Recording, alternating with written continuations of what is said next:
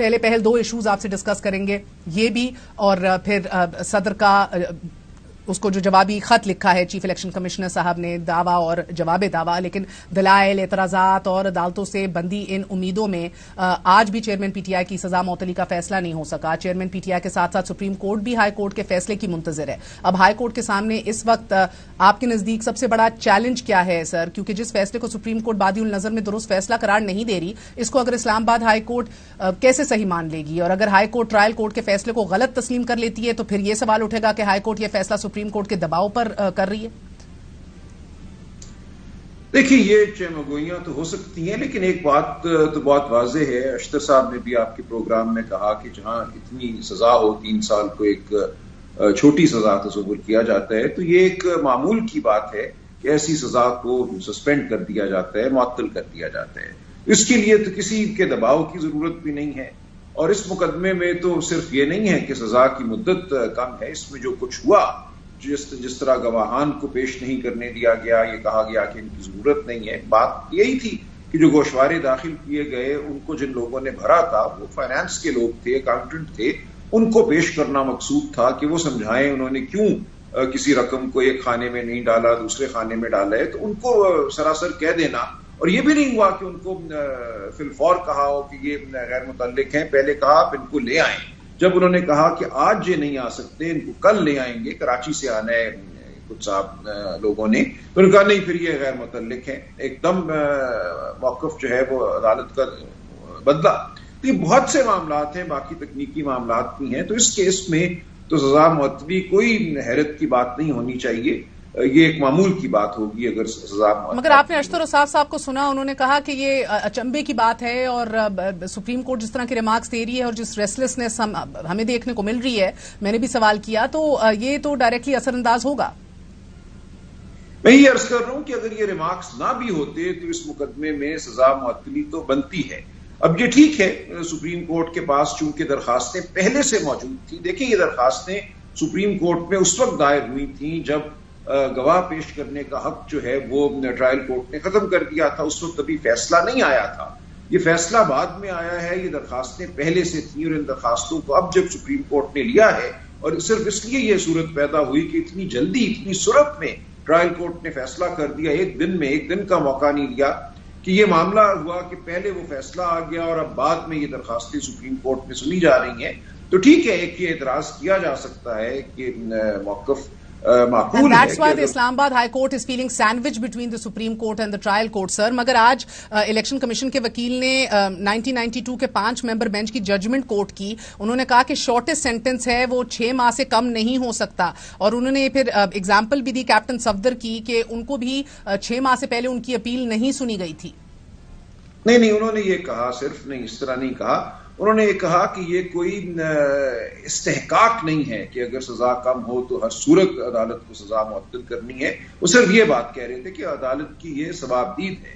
इस तरह अख्तर साहब ने कहा कि सवाबदीद को 99% मुकदमों में इस्तेमाल किया जाता है सजा को मुअत्तल करने के लिए, जहां सजा कलील मुद्दत की हो। तो वो सारी जो बहस इलेक्शन कमीशन के वकील साहब ने आज की, वो सिर्फ ये थी कि ये कोई जरूरी नहीं है, ये इस्तेहकाक नहीं है, लेकिन बहरहाल सवाबदीद है अदालत की, और इस सवाबदीद को इस्तेमाल इसी तरह किया गया है कि मुख्तसर सजा को मुअत्तल कर दिया जाता है, जहां और कुछ भी ना हो। यहां तो साथ मजीद इतने मामलात हैं, इतने नुकात और हैं जिनकी वजह से ये सजा जो है मुअत्तल होनी चाहिए। अब ये कि सुप्रीम कोर्ट ने कुछ मार्क्स क्यों दे दिए, उसकी वजह से मैं नहीं समझता इस्लामाबाद हाई कोर्ट की जो अपनी एक सवाबदीदी ताकत है या कानून के तहत जो उनकी ताकत है, इख्तियार है, वो खत्म हो गया है।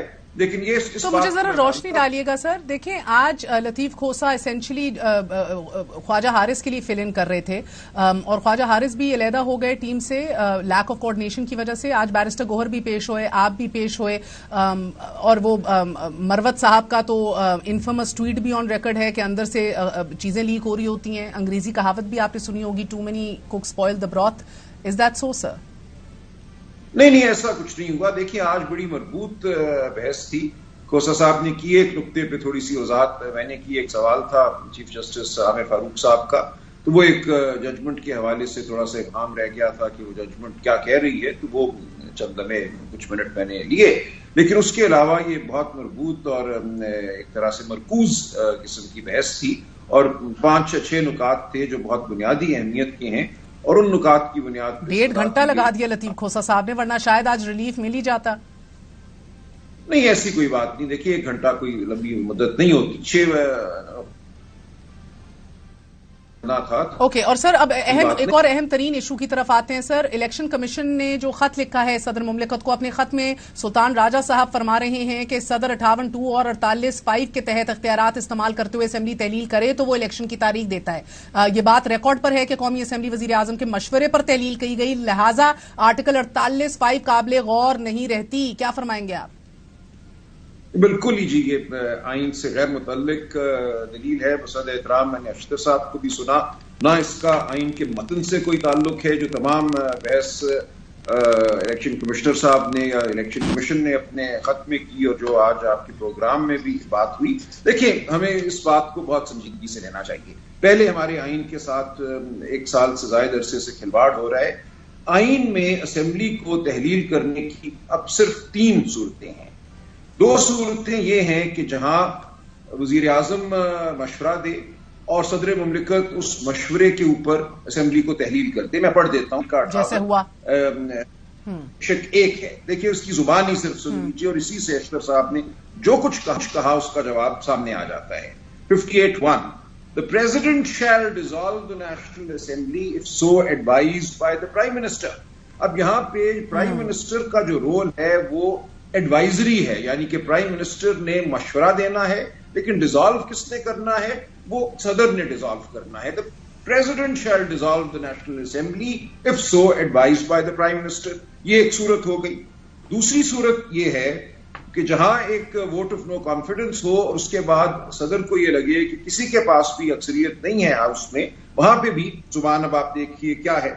Notwithstanding anything contained in clause 2 of Article 48, the President may also dissolve the National Assembly in his discretion where a vote of no confidence having been passed against the Prime Minister, no other member of the National Assembly commands the confidence of the majority of the members of the National Assembly। यानी कि इन दोनों सूरतों में dissolve कौन करता है? सदर करता है, खा वो वजीर आजम के मशवरे से हो या वो असेंबली में एतमाद का वोट खो देने के बाद डिसॉल्व करे। दोनों सूरतों में आइन ये कहता है द प्रेसिडेंट शैल डिसॉल्व। अब जब हम इस जुबान को उठा के आइन के आर्टिकल 48(5) के साथ पढ़ते हैं तो कोई इबाम बाकी नहीं रह जाता।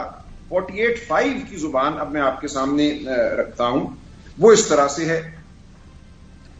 Where the President dissolves the National Assembly, notwithstanding anything contained in clause 1, he shall appoint a date not later than 90 days from the date of the dissolution for the holding of a general election to the Assembly।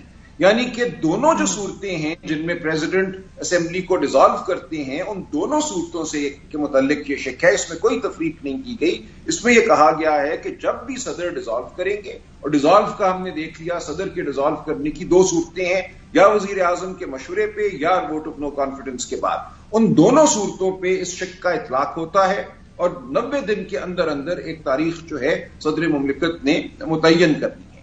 और यह मौकफ election commission का भी था।